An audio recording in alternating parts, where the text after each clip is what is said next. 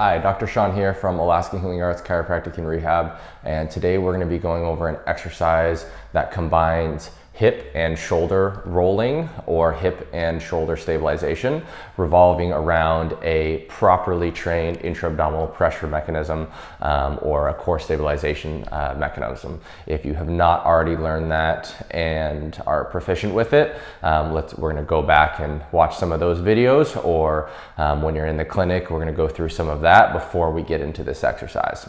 If we've already learned how to stabilize the hip and stabilize the shoulder and we're ready to move on to this exercise, then here's the exercise for you. So we're gonna go ahead and get on our side. We're gonna start in kind of a side sitting position.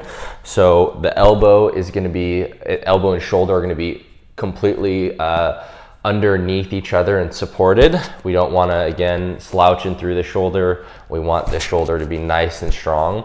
We don't want the rib cage to be tilted down. We want it to be lifted, and we want to stabilize through our shoulder blade, gluing it to our shoulder. Next, with the hips, we want to have our legs about 45 degrees out and on top of each other. Hands up here to manage or create the intra-abdominal pressure. So just take your breath in, create that stable platform. Hold it out. You should be able to maintain some level of that intra-abdominal pressure as you go through the exercise. Next, what you're going to do is you're going to start with your hands towards each other, looking at your hands. You're going to have your eyes on this top hand the whole time.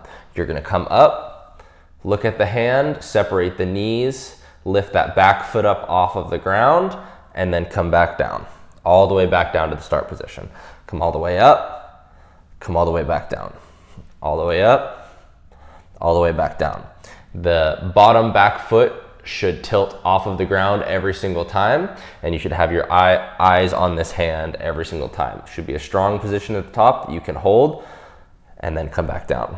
If that is too easy, or you have already gone through your reps of that and it's not quite as difficult, then we're gonna start the shoulder and hip rolling at or from the top position. So we're gonna come all the way up. As we go, we're gonna focus on closing our knees down and closing the hands down, and then bringing them back up while keeping the hips up off of the ground. Fold the hips down and the knees down, come all the way up, hips down, knees down, and come all the way up. When you get to that portion of this, you should be able to maintain your core stabilization. You should not be fatiguing in the hip or the shoulder in your reps of going from the top to the bottom position. And then from that top position, you can work on the rolling and the twisting portion of rolling through the hips and the shoulders. If you have any questions about that exercise, feel free to reach out or give the clinic a call. Thank you. See you next time.